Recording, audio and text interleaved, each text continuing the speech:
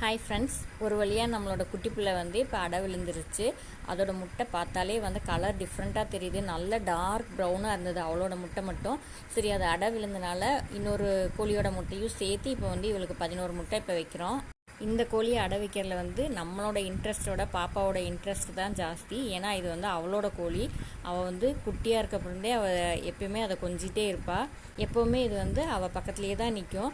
சரின்ட்டு அவகிட்டயே சொல்லி அடை வைக்க சொல்லிட்டோம். ஒரு பாத்திரத்தில் எல்லாம் முட்டையெல்லாம் எடுத்து வச்சுட்டு சரி கோழியை பிடிச்சிட்டு கொடுத்துட்டேன். அவகிட்ட கொடுத்தோன்னே உட்கார வச்சா. ஆனால் அது என்னென்னா அந்த அடை பாத்திரத்தில் உட்காரவே இல்லை. அது பாட்டுக்கு எந்திரிச்சு போயிடுச்சு. சரின்னு கொஞ்சம் நேரம் விட்டுட்டு அப்புறம் அந்த முட்டையெல்லாம் காமிச்சிட்டு முட்டை இங்கே தான் இருக்குது அப்படிங்கிறத அதுக்கு ஐடென்டிஃபை பண்ணிவிட்டு அதுக்கப்புறம் மறுபடியும் உட்கார வச்சனால லைட்டாக உட்காந்துருந்தது. அப்புறம் மேலே ஒரு டப்பு வச்சு மூடி வச்சுட்டோம் கொஞ்சம் நேரம். அதனால அதுக்கப்புறம் அதுவாக உட்காந்துக்குச்சு. ஆனாலும் அது எப்படி உட்காந்துருந்ததுன்னா அது ஒரு பக்கம் உட்காந்துருக்குது, முட்டை ஒரு பக்கம் கிடக்குது. இது எப்படி தான் கோழி குஞ்சு பொறிக்க போகுதோ தெரியல. சரி, நீ நாளைக்கு நாளை மறுநாளில் ஒரு வேளை முட்டையெல்லாம் எடுத்து பாதுகாப்பாக வச்சுக்குமா என்னன்னு தெரியல. இந்த குட்டிப்பிள்ளை நம்மளோட ஃபஸ்ட்டு கோழியில் முட்டை வச்சு நம்ம இதில் குஞ்சு பொறிச்சு இப்போ பெருசாக இருக்குது. இப்போ ஃபஸ்ட் டைம் இது அடை வச்சிருக்கு. அதாவது கன்னி கோழின்னு சொல்லுவோம் இல்லைங்களா, அதாவது ஃபஸ்ட் டைம் இந்த கோழி இப்போ தான் அடை வச்சுருக்கோம்.